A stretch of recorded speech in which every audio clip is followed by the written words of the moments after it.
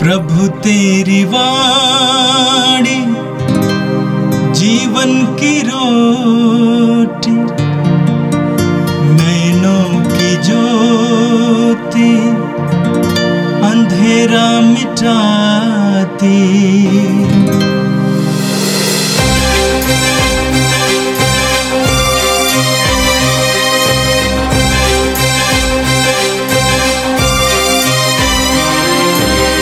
प्रभु तेरी वाणी जीवन की रोटी, नैनों की ज्योति अंधेरा मिटाती। प्रभु तेरी वाणी जीवन की रोटी, नैनों की ज्योति अंधेरा मिटाती। वाणी वाणी वाणी वाणी वाणी पवित्र है, शाश्वत है, जीवन का मन्ना है। 4 जनवरी सोमवार। पहला पाठ संत यूहन्ना का पहला पत्र, अध्याय 3 पद संख्या 22 से अध्याय 4 पद संख्या 6 तक। जो कुछ हम उससे मांगेंगे वह हमें वही प्रदान करेगा, क्योंकि हम उसकी आज्ञाओं का पालन करते हैं और वही करते हैं जो उसे पसंद है। और उसकी आज्ञा यह है कि हम उसके पुत्र यीशु मसीह के नाम में विश्वास करें और एक दूसरे को प्यार करें, जैसा कि उसने हमें आदेश दिया है। जो ईश्वर की आज्ञाओं का पालन करता है वह ईश्वर में निवास करता है और ईश्वर उसमें। और हम जानते हैं कि वह हम में निवास करता है, क्योंकि उसने हमको अपना आत्मा प्रदान किया है। प्रिय भाइयों, प्रत्येक आत्मा पर विश्वास मत करो। आत्माओं की परीक्षा कर देखो कि वे ईश्वर के हैं या नहीं, क्योंकि जो आत्मा संसार में आए हैं उनमें बहुत से झूठे नबी हैं। ईश्वर की आत्मा की पहचान इसमें है, प्रत्येक आत्मा जो यह स्वीकार करता है कि यीशु मसीह सचमुच मनुष्य बन गए हैं वह ईश्वर का है, और प्रत्येक आत्मा जो इस प्रकार यीशु को नहीं स्वीकार करता वह ईश्वर का नहीं है और वही मसीही विरोधी है। तुमने सुना है कि वह संसार में आने वाला है और अब तो वह संसार में आ चुका है। बच्चों, तुम ईश्वर के हो और तुमने उन लोगों पर विजय पाई है, क्योंकि जो तुम में है वह उससे महान है जो संसार में है। वे संसार के हैं और इसलिए वे संसार की बात करते हैं और संसार उनकी सुनता है। किंतु हम ईश्वर के हैं और जो ईश्वर को पहचानता है वह हमारी सुनता है। जो ईश्वर का नहीं है वह हमारी बात सुनना नहीं चाहता। हम इसके द्वारा सच्चाई के आत्मा और भ्रांति के आत्मा की पहचान कर सकते हैं। यह प्रभु की वाणी है। संत मत्ती के अनुसार पवित्र सुसमाचार अध्याय 4 वाक्य 12 से 17 तक और 23 से 25 तक। यीशु ने जब ये सुना कि यूहन्ना गिरफ्तार हो गया है तो वह गलीलिया चले गए। वह नाज़रेत नगर छोड़कर ज़बूलून और नप्ताली के प्रांत में समुद्र के किनारे पर बसे हुए कफरनाउम नगर में रहने लगे। इस तरह नबी इसायास का ये कथन पूरा हुआ, ज़बूलून प्रांत, नप्ताली प्रांत, समुद्र के पथ पर यरदन के उस पार गैर यहूदियों की गलीलिया। अंधकार में रहने वाले लोगों ने एक महती ज्योति देखी है। मृत्यु के अंधकार में प्रदेश में रहने वालों पर ज्योति का उदय हुआ है।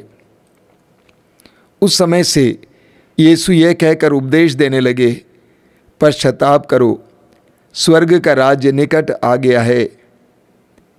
यीशु उनके सभागृहों में शिक्षा देते, राज्य के सुसमाचार का प्रचार करते और लोगों की हर तरह की बीमारी और निर्बलता को दूर करते सारी गलीलिया में घूमते रहते थे। उनका नाम सारी सीरिया में फैल गया। लोग मिर्गी, लकवा आदि नाना प्रकार की बीमारियों और कष्टों से पीड़ित सब रोगियों को और अबदूतग्रस्तों को यीशु के पास ले आते थे और वह उन्हें चंगा करते थे। गलीलिया, देकापोलिस, यरूशलेम, यहूदिया और यरदन के उस पार से आया हुआ एक विशाल जन समूह उनके पीछे पीछे चलता था। ये प्रभु का दिव्य सुसमाचार है। क्रिस्त प्रभु की जय। मेरे प्रिय भाई और बहनों, हम प्रभु को धन्यवाद देते हैं इस पवित्र समय के लिए, पवित्र वचनों के द्वारा हमें संबोधित करने के लिए। आज के पहले पाठ में हमने सुना यूहन्ना के पहले पत्र के अध्याय 3 से।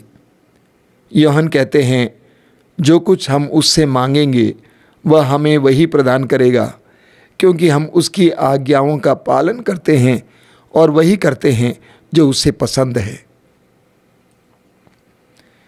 आज के पहले पाठ में संत यूहन्ना कहते हैं कि हम जो कुछ मांगते हैं प्रभु हमें वही प्रदान करते हैं, क्योंकि हम उनकी आज्ञाओं का पालन करते हैं।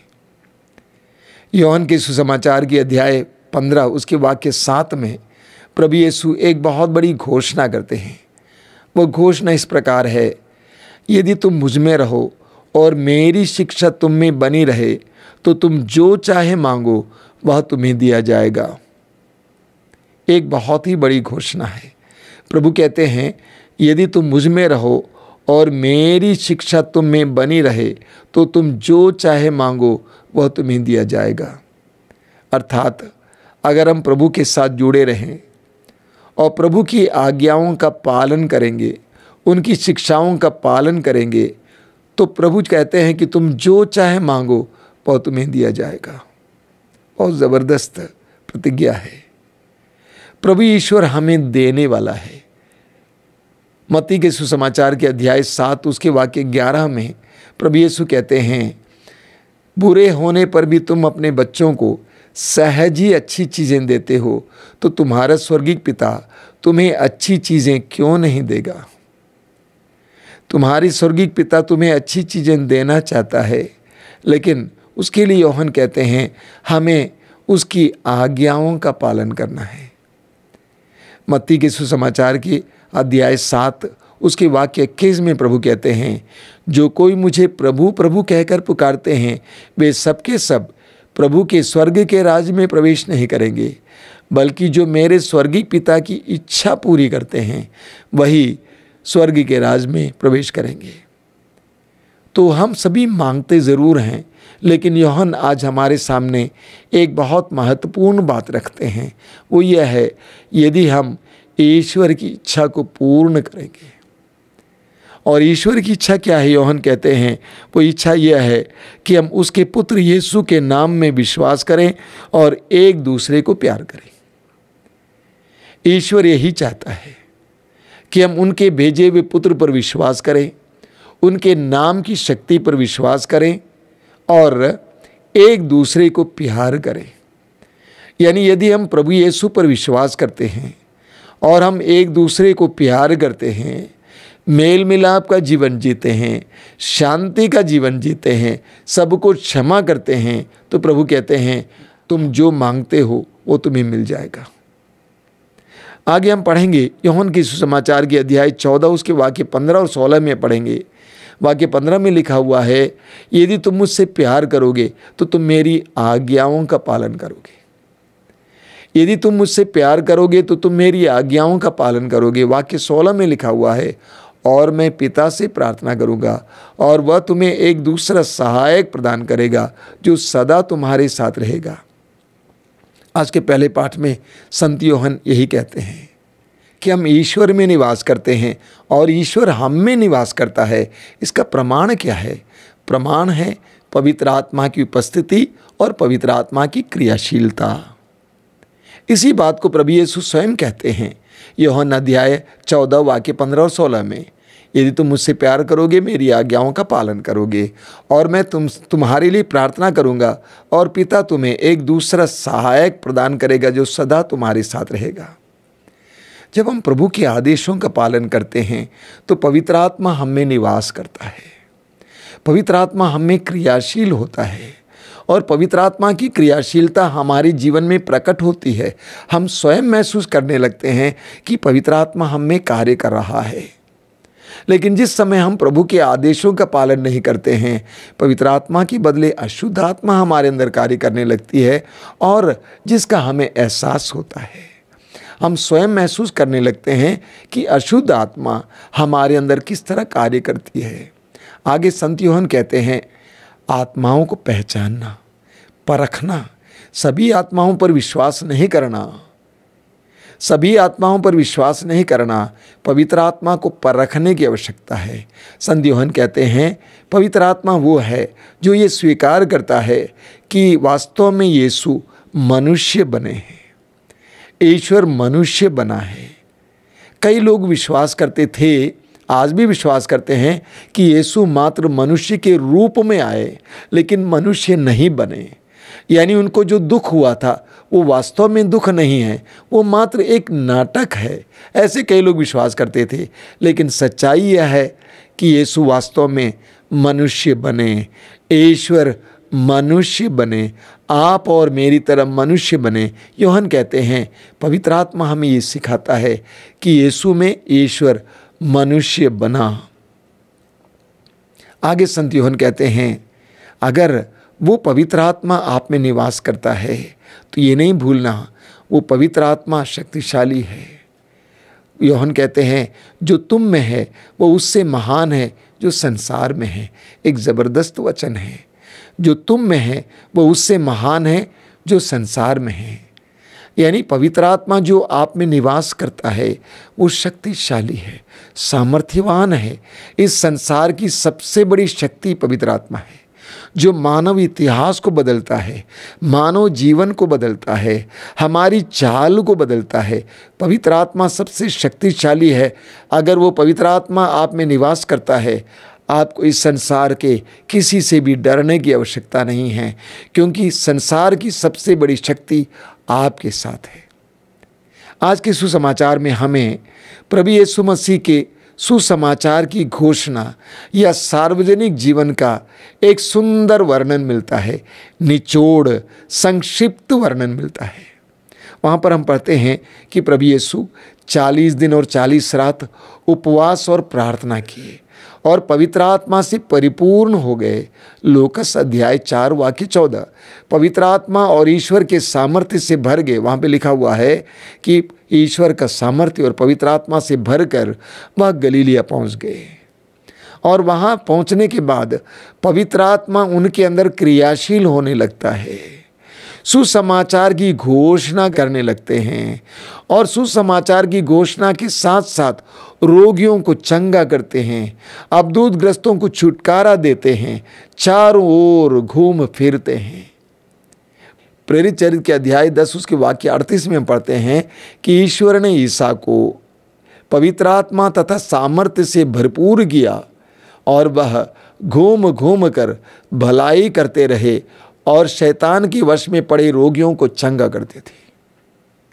प्रभु यीशु 40 दिन और 40 रात के उपवास और प्रार्थना के जरिए परमेश्वर का सामर्थ्य पाया, पवित्र आत्मा का सामर्थ्य पाया और उस सामर्थ्य के साथ घूम घूम कर रोगियों को चंगा करते थे, अबदूतग्रस्तों को छुटकारा देते थे, मरे हुए लोगों को जिंदा करते थे। प्रभु के अंदर पवित्र आत्मा क्रियाशील रहा। मेरे प्रिय भाई और बहनों, आप और मुझे भी ईश्वर ने चुना है, यीशु में ईश्वर ने चुना है। प्रभु यीशु ने कहा है, यूहन्ना के सुसमाचार के अध्याय 14 उसके वाक्य 12 में प्रभु ने क्या कहा, जो मुझ में विश्वास करते हैं वे ये सारे कार्य करेंगे और इससे भी महान कार्य करेंगे। वास्तव में प्रभु के प्रेरितों ने यही किया, बड़े बड़े कार्य किए पवित्र आत्मा के सामर्थ्य से भरकर। एक विश्वासी वो है जो पवित्र आत्मा से भरा हुआ है और पवित्र आत्मा से संचालित है। प्रभु यीशु पवित्र आत्मा से भरे हुए थे और पवित्र आत्मा से संचालित थे। प्रेरित पवित्र आत्मा से भरे हुए थे और पवित्र आत्मा से संचालित थे और आप और मैं भी पवित्र आत्मा से भरकर, पवित्र आत्मा से संचालित होकर एक जीवन जीने के लिए बुलाए गए हैं। और आज हम प्रभु से विशेष प्रार्थना करेंगे कि हे प्रभु, जिस तरह तू पवित्र आत्मा से भरा हुआ था और संचालित रहा, जिस तरह प्रेरित पवित्र आत्मा से भरे थे और संचालित रहे, उसी तरह मुझे भी पवित्र आत्मा से भर दे, उस सामर्थ्यवान आत्मा से भर दे, शक्तिशाली आत्मा से भर दें, ताकि वो पवित्र आत्मा मुझ में क्रियाशील हो और मैं पवित्र आत्मा के द्वारा संचालित जीवन जी सकूं। अपने शरीर के अनुसार संचालित नहीं, संसार के अनुसार संचालित नहीं, बल्कि पवित्र आत्मा के द्वारा संचालित जीवन जी सकूं। आइए हम प्रार्थना करें। प्रभु यीशु, धन्यवाद देते हैं सुंदर समय के लिए, आज के इस पवित्र दिन के लिए धन्यवाद देते हैं, पवित्र वचनों के द्वारा हमें समझाने के लिए धन्यवाद देते हैं, धन्यवाद देते हैं पवित्र आत्मा के वरदान के लिए।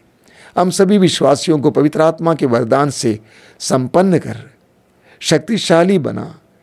यीशु, तेरी तरह हमें भी शक्तिशाली बना, हर प्रकार के अंधकार की शक्ति और दुष्ट आत्मा से लड़ने के लिए सामर्थ्य प्रदान कर, जीवन में हर प्रकार के दुख का सामना करने के लिए सामर्थ्य प्रदान कर, शैतान के हर प्रपंच को नाश करने के लिए हमें सामर्थ्य प्रदान कर, हमें पवित्र आत्मा की रोशनी प्रदान करता कि हम पवित्र आत्मा की अगुवाई में जीवन जी सकें, पवित्र आत्मा के द्वारा संचालित जीवन जी सकें। ए प्रभु यीशु, इन वचनों को सुनने वाले मेरे भाई बहनों को आशीर्वाद दे। आज का संपूर्ण दिन उनके लिए अनुग्रह का दिन हो, आशीष का दिन हो।